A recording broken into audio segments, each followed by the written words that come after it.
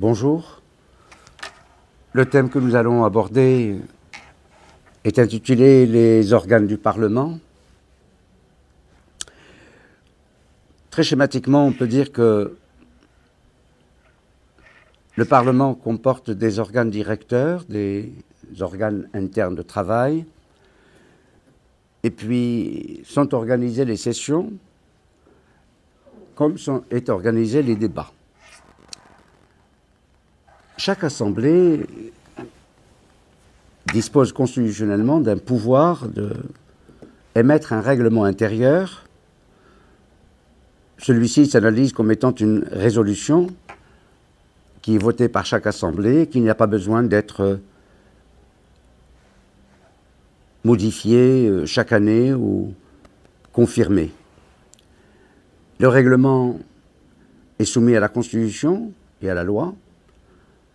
La Constitution a limité les pouvoirs des assemblées. Elle prévoit que les règlements doivent être soumis au Conseil constitutionnel avant leur mise en application.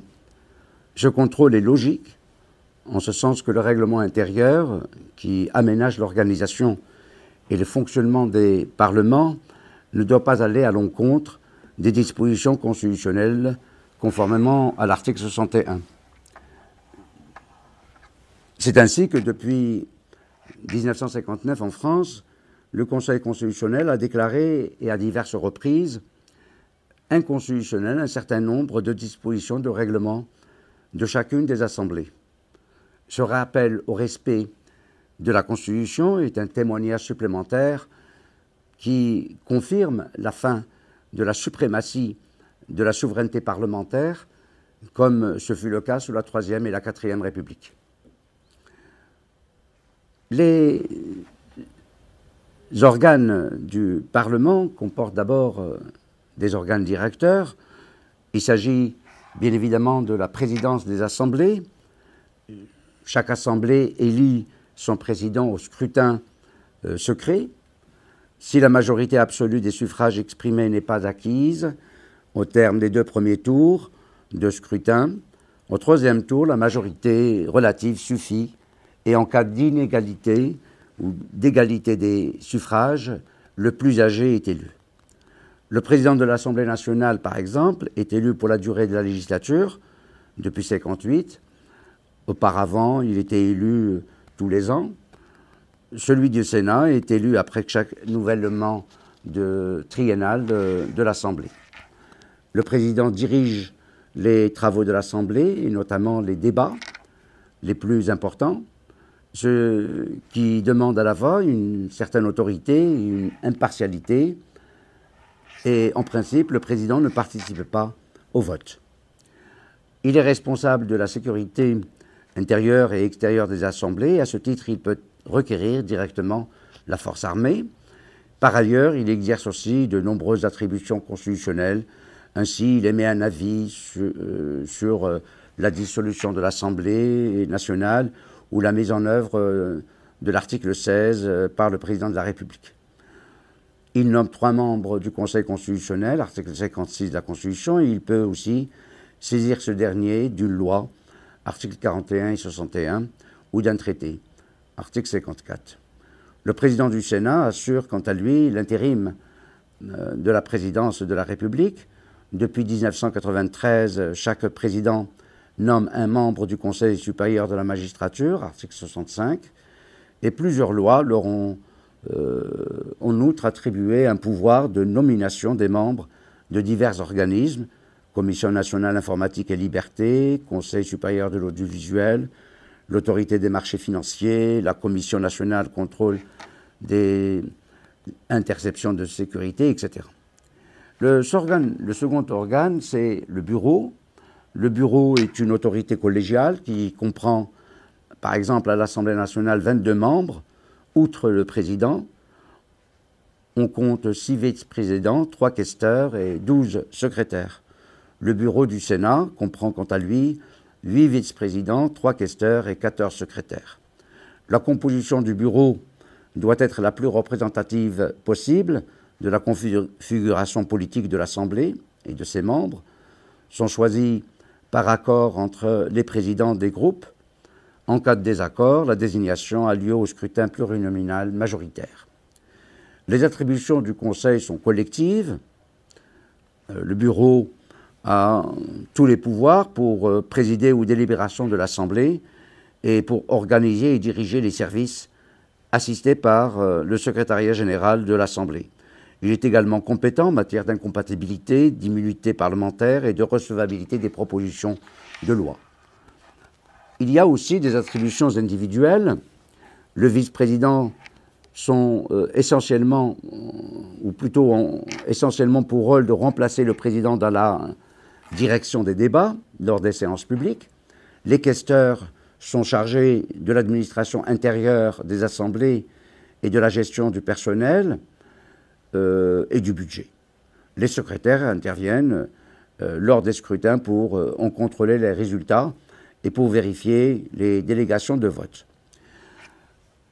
Troisième organe important, ce sont les conférences des présidents. La conférence des présidents participe à l'élaboration de l'ordre du jour.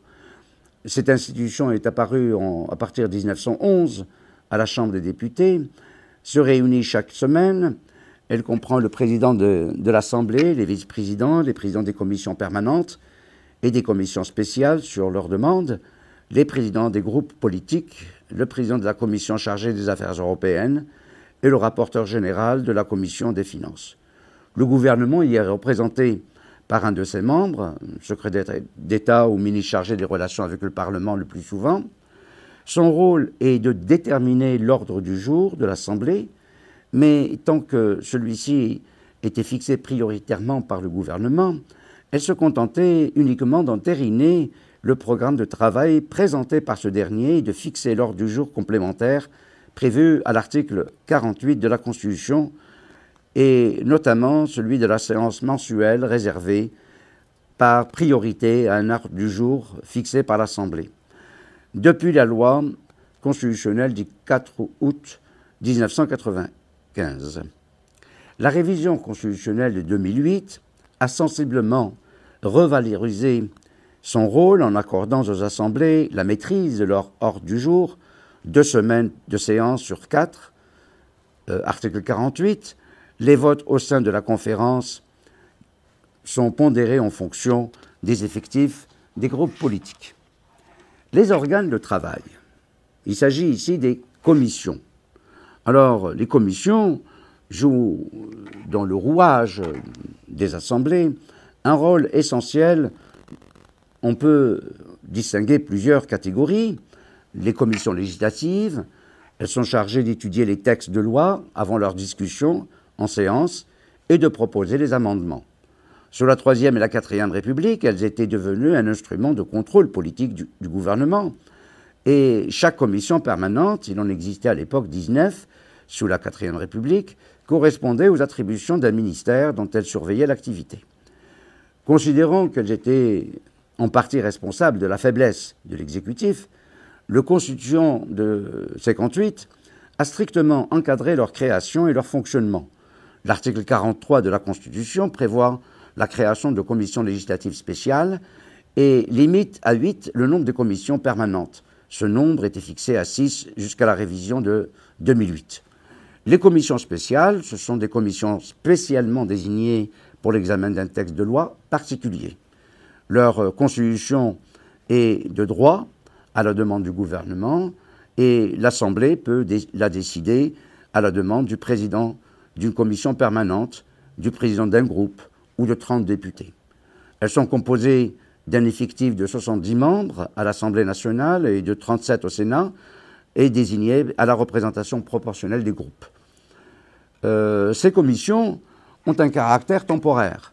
Leur existence prend fin dès l'adoption ou le rejet définitif du texte. Dans l'idée des constituants, les projets ou propositions de loi devaient être envoyés pour examen par priorité à ces commissions spéciales, mais par exemple, en pratique, le recours aux commissions spéciales a été assez peu fréquent. Il semblerait que 74 commissions ont été créées à l'Assemblée nationale depuis 1959 et 47 au Sénat. La raison en est que le poids de la tradition parlementaire française qui privilégie les commissions permanentes, à l'inverse de la tradition britannique, et le peu d'engouement de l'exécutif, selon, par exemple, M. Pierre Avril ou Gicquel. La révision de 2008 a modifié l'article 143 de la Constitution pour donner priorité aux commissions permanentes pour l'examen des textes de loi. Les commissions permanentes, si leur nombre est limité à 8 dans chaque assemblée, ce nombre était limité auparavant à 6, avant la révision de 2008, la répartition de leurs compétences respectives est différente à l'Assemblée nationale et au Sénat. Ainsi, à l'Assemblée nationale, les commissions permanentes sont les suivantes. Très brièvement, affaires culturelles, éducation, affaires étrangères, défense nationale, ainsi de suite. Au Sénat, les commissions permanentes comprennent 7, sont au nombre de 7, affaires étrangères, défense et forces armées. En fait, elles ressemblent à quelques nuances près aux commissions de l'Assemblée nationale. Une commission chargée des affaires européennes a succédé dans chaque assemblée depuis la révision de 2008 à la délégation pour l'Union européenne, créée en 1979. Elle exerce une mission d'information et de contrôle de l'activité européenne. Chaque groupe politique dispose dans les commissions d'un nombre de sièges proportionnel à son importance numérique. C'est un parlementaire d'opposition que revient la présidence de la commission des finances. Un parlementaire est tenu d'appartenir à une commission, mais il ne peut siéger que dans une seule d'entre elles. Un député peut toutefois assister aux réunions de celles dont il n'est pas membre.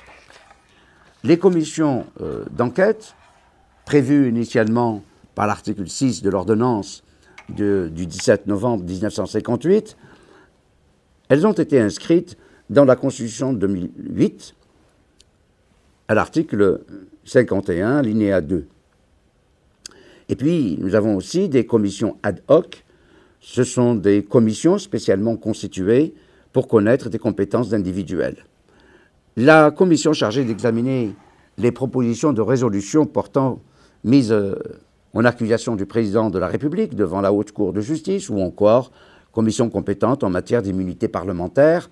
Depuis la résolution du 25 janvier 1994, il s'agit d'une commission permanente et non plus d'une commission ad hoc à l'Assemblée nationale. Et puis, nous avons aussi des délégations parlementaires. Elles constituent une innovation de la Ve République.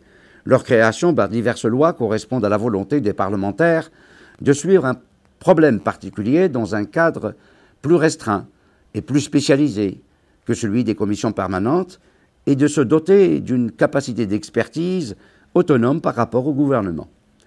Elles ont été créées du fait de la limitation par la Constitution du nombre des commissions permanentes. Elles jouent essentiellement un rôle d'information du Parlement.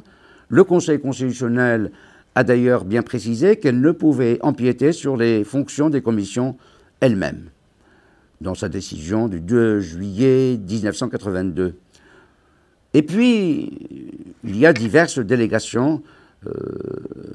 Après la suppression par la loi du 15 juin 2009 de plusieurs délégations, celle pour les problèmes démographiques créée en 1975, celle pour la planification créée en 1982, de la législation créée en 1996, l'Office de l'éducation, etc.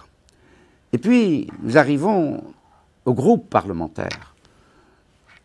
Alors, ils sont formés par la réunion des députés ou de sénateurs qui partagent les mêmes opinions politiques ou idéologiques. Il s'agit généralement des membres d'un même parti. L'origine de ce groupe est coutumière et remonte au début du siècle dernier. Leur création est subordonnée à deux conditions: le dépôt d'une déclaration politique signée par leurs membres et publiée au journal officiel, et un effectif suffisant. À l'Assemblée nationale, l'effectif minimum d'un groupe est de 15.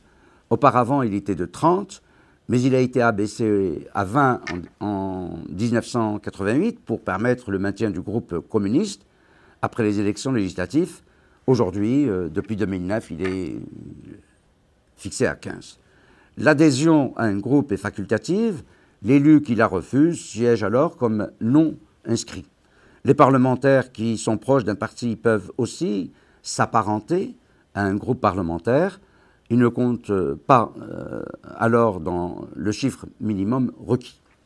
Enfin, pour renforcer les droits d'opposition, la révision constitutionnelle de 2008 a prévu que le règlement de chaque assemblée détermine les droits des groupes parlementaires constitués en son sein. Il reconnaît des droits spécifiques aux groupes d'opposition de l'Assemblée intéressée ainsi qu'aux groupes minoritaires. On retrouve cela dans l'article 51, alinéa 1. L'obtention du statut d'opposition suppose une déclaration du président du groupe qui est remise à la présidence. En revanche, le statut du groupe minoritaire se constate. C'est-à-dire que les groupes minoritaires se définissent comme ceux n'ayant pas remis à la présidence de déclaration d'appartenance à l'opposition, à l'exception de celui comportant l'effectif le plus élevé. À l'Assemblée nationale, les groupes d'opposition et minoritaires bénéficient notamment d'une journée par mois réservée à un ordre du jour fixé par eux. Ces séances sont réparties entre les groupes d'opposition et groupes minoritaires en fonction de leur importance numérique, chacun de ces groupes disposant de 3 séances au moins par session ordinaire. Et aussi reconnue la faculté, une fois par session ordinaire pour chaque groupe d'opposition ou minoritaire, de faire inscrire d'office à l'ordre du jour de la prochaine semaine de contrôle une proposition de résolution tendant à la création d'une commission d'enquête à laquelle l'Assemblée ne peut s'opposer qu'à la majorité des 3/5. Cette faculté ne leur est cependant pas ouverte au cours de la session précédant les élections générales. Des droits supplémentaires sont reconnus aux groupes d'opposition, comme la présidence de la commission des finances ou l'attribution de la moitié du temps de parole lors des débats faisant suite à une déclaration du gouvernement. On arrive aux sessions. Alors, il y a 3 types de sessions. Le Parlement ne siège pas en permanence, il tient des sessions. Le régime des sessions a longtemps symbolisé l'un des aspects de l'encadrement du travail parlementaire voulu par le Constituant de 1958. On distingue, comme je l'ai annoncé, 3 types de sessions, des sessions ordinaires, des sessions extraordinaires et des sessions exceptionnelles. Alors, s'agissant des sessions ordinaires, la réforme constitutionnelle de 1995, initialement, le Parlement se réunissait en session ordinaire 2 fois par an pour des périodes d'environ 3 mois, disons du 2 octobre au 20 décembre et du 2 avril au 20 juin. Au fil du temps, ces 2 sessions ordinaires étaient apparues trop courtes pour permettre au Parlement de débattre dans de bonnes conditions de tous les textes qui lui étaient soumis. C'est ainsi que des sessions extraordinaires étaient convoquées de plus en plus souvent par le président de la République à la demande du Premier ministre et devenaient ainsi de moins en moins extraordinaires. C'est pourquoi, suite à de nombreuses initiatives, comité Vedel notamment en 1993, président de l'Assemblée nationale, et la révision constitutionnelle du 4 août 1995, a instauré une session unique de 9 mois, article 28 de la Constitution. Elle commence le premier jour ouvrable d'octobre et prend fin le dernier jour ouvrable de juin.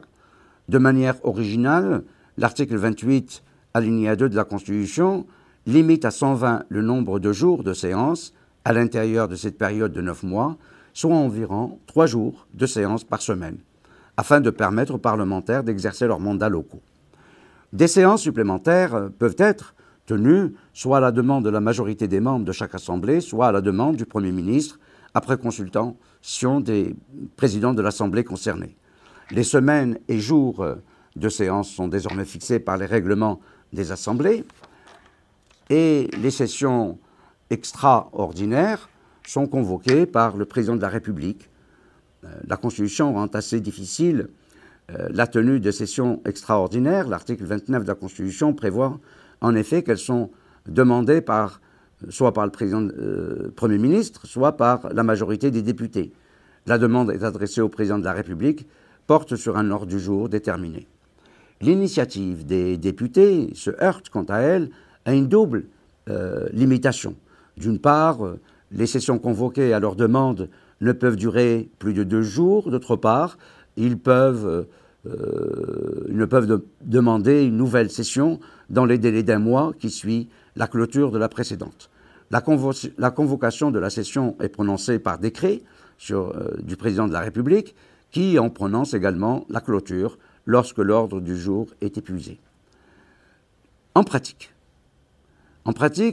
la quasi-totalité des sessions extraordinaires a été convoquée à l'initiative du Premier ministre. Jusqu'en 1995, il était assez fréquent que les sessions extraordinaires ne soient que l'anticipation ou le prolongement des sessions ordinaires dont l'ordre du jour était trop chargé. On relève 13 sessions extraordinaires entre 1988 et 1993. Elles n'ont pas pour autant disparu depuis la réforme constitutionnelle, la session unique de 9 mois, même si leur nombre a considérablement diminué. Et puis, on arrive aux sessions exceptionnelles. 4 hypothèses sont possibles. La Constitution prévoit 4 hypothèses dans lesquelles le Parlement s'est réuni de manière exceptionnelle. Après une dissolution de l'Assemblée nationale, celle-ci se réunit de plein droit le 2e jeudi qui suit son élection, article 12. Si cette date ne coïncide pas avec la session ordinaire, une session de 15 jours est ouverte pour permettre l'organisation de la nouvelle Assemblée, comme en 1968 par exemple, 1981 ou 1988. Pendant l'application des pouvoirs exceptionnels de l'article 16, le Parlement s'est réuni aussi de plein droit. Ce fut le cas en 1961. Il a été décidé de manière prétorienne que lorsque cette réunion ne coïncide pas avec la session ordinaire, l'Assemblée nationale ne pouvait pas renverser le gouvernement par une motion de censure et que le Parlement ne pouvait pas débattre des textes législatifs. En cas de nécessité, le Parlement est réuni spécialement pour entendre un message du président de la République, article 18, alinéa 1. Depuis la révision de 2008, le Parlement peut aussi être réuni en congrès à Versailles pour entendre une déclaration du président de la République, laquelle peut être suivie d'un débat, mais pas d'un vote. Cette procédure, prévue à l'article 18, alinéa 2 de la Constitution, a été utilisée par le président Sarkozy le 22 juin 2009, puis François Hollande le 16 novembre 2015. Enfin, on arrive au débat. Les débats des assemblées sont publics, article 33 de la Constitution, sauf hypothétique réunion en comité secret à la demande du Premier ministre ou d'un 10e des membres de chaque assemblée, dont la dernière remonte à 1940. Ils sont publiés au journal officiel. Les débats proprement dits sont précédés de la fixation d'un ordre du jour. La fixation de l'ordre du jour est devenue un ordre du jour partagé, une prérogative qui est fondamentalement essentielle. L'ordre du jour est la liste des sujets que l'Assemblée doit aborder au cours de la séance. Sa fixation, évidemment, est un élément important de la vie parlementaire qui traduit la hiérarchie des préoccupations du Parlement, mais aussi du gouvernement. Avant 1958, se dit souvent un obstacle pour le gouvernement, car les assemblées avaient la complète maîtrise de l'organisation de leurs travaux. La Constitution de 1958 avait posé dans son article 48 une distinction fondamentale et essentielle entre l'ordre du jour prioritaire et l'ordre du jour complémentaire d'initiative parlementaire. La partie prioritaire relevait de la seule volonté du gouvernement, qui pouvait y inscrire ses propres projets, ainsi que les propositions des parlementaires qu'il voulait bien accepter de voir discuter. Le gouvernement faisait connaître ses intentions à la conférence des présidents, qui ne pouvait que les entériner. De cette manière, le gouvernement pouvait non seulement faire discuter rapidement ses projets de loi, mais pouvait surtout retarder, voire bloquer l'examen des propositions de loi qu'il estimait inopportunes. Mais comme l'ordre du jour prioritaire absorbait la quasi-totalité du temps de travail des parlementaires, celle-ci n'avait pratiquement aucune chance d'être examinée sans l'accord du gouvernement. La réforme de 1995 a permis aux assemblées parlementaires de disposer librement de leur ordre du jour, une séance par mois. Cette réforme a ainsi permis de débattre diverses propositions de loi, voire de résolutions européennes, ou de discuter de sujets d'actualité. Le Conseil constitutionnel, le 27 novembre 2001, avait même admis que le Parlement puisse inscrire la discussion au cours de séances des projets de loi. Dans le but, bien évident, de revaloriser les pouvoirs du Parlement et de conférer aux parlementaires davantage d'autonomie, la révision constitutionnelle de 2008 a profondément modifié le système de l'ordre du jour.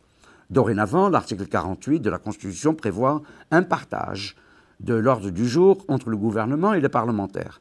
2 semaines de séance sur 4 sont réservées par priorité et dans l'ordre que le gouvernement a fixé à l'examen des textes et au débat dont il demande l'inscription à l'ordre du jour. Certains textes, tels que le projet de loi de finances et les projets de loi de financement de la sécurité sociale, demeurent, en tout état de cause, prioritaires. Une semaine de séance sur 4 est réservée par priorité au contrôle de l'action du gouvernement et à l'évaluation des politiques publiques, sous réserve de l'examen des projets de loi de finances et des projets de loi de financement de la sécurité sociale. Un jour de séance par mois doit être réservé à un ordre du jour arrêté par chaque assemblée à l'initiative des groupes parlementaires d'opposition de l'assemblée intéressée, ainsi qu'à celle des groupes minoritaires, ce qui constitue un droit nouveau et important accordé à l'opposition. Enfin, a été maintenue la séance hebdomadaire réservée par priorité aux questions des membres du Parlement et aux réponses du gouvernement. Les séances. Les séances se déroulent publiquement. Elles constituent l'aboutissement en matière législative d'un long travail effectué au sein des commissions. C'est aussi le lieu de débat politique des questions au gouvernement, autrement dit de l'exercice du contrôle parlementaire. La séance est publique, les jours des séances sont fixés par le règlement de chaque assemblée, l'ouverture de la séance est marquée par un protocole solennel. Après l'ouverture de la séance par le président de l'Assemblée ou d'un des vice-présidents, le débat se déroule selon les règles particulières au débat législatif ou au débat relatif au contrôle du gouvernement. Le président de séance joue un rôle essentiel. Il assure la conduite des débats, mais aussi la police de l'Assemblée. L'Assemblée nationale, comme au Sénat, les grands débats sont organisés par la conférence des présidents qui prévoit le nombre de séances consacrées au sujet, la répartition du temps de parole dans les divers groupes et fixe à l'avance l'heure limite des votes. Les votes, le vote est personnel au terme de l'article 27 alinéa 2 de la Constitution, le droit de vote des membres du Parlement est personnel. Cette disposition est destinée à éviter l'absentéisme parlementaire et les délégations de vote sont strictement réglementées par les textes. Nul ne peut recevoir délégation de plus d'un mandat, article 27, dans les cas limitativement énumérés par une loi organique, ordonnance du 7 novembre 1958, complétée par celle du 3 janvier 1962, pour des causes de maladie, de mission. En réalité, ces textes sont mal observés par les parlementaires qui doivent assumer des tâches multiples et abondantes et ne peuvent être en permanence dans l'hémicycle. Ils doivent notamment participer aux travaux des commissions. L'obligation de vote personnel elle-même n'était pas bien respectée et le Conseil constitutionnel avait admis qu'une loi votée alors que de nombreuses délégations avaient été données irrégulièrement n'était pas pour autant contraire à la Constitution. C'est dans cette décision du 23 janvier 1987. En principe, le quorum requis est la majorité des membres de l'Assemblée, mais il n'en est pas tenu compte, sauf si un parlementaire exige qu'il soit vérifié. Ce laxisme a pu favoriser l'absentéisme des parlementaires et le sentiment antiparlementaire dans l'opinion publique qui comprend mal qu'un débat et un vote important puissent se dérouler dans un hémicycle quasiment désert. C'est pourquoi, en réaction à ces pratiques, le président de l'Assemblée nationale, Philippe Séguin, a exigé en 1993 que la règle du vote personnel soit respectée pour les scrutins importants à l'Assemblée nationale. En 2014, le bureau de l'Assemblée nationale a renforcé l'obligation du vote personnel en supprimant les délégations pour les votes par scrutin public ordinaire d'un ou de plusieurs groupes politiques sur un article, un amendement ou même l'ensemble du texte. Les procédés de vote, il y a divers procédés. Le mode habituel pour les scrutins législatifs est le vote à main levée ou assis et levé. Le vote final des lois a lieu au scrutin public simple. Le scrutin public à la tribune, après tirage au sort d'une lettre, les parlementaires défilent à la tribune à l'appel de leur nom pour voter. C'est un droit lorsque la Constitution exige une majorité qualifiée ou lorsque la responsabilité du gouvernement est engagée, à l'occasion par exemple d'une motion de censure. Enfin, les votes sont publiés au journal officiel avec les noms des parlementaires. Seuls les votes relatifs aux personnes se font à bulletin secret. Élection du président de l'Assemblée par exemple. Je vous remercie.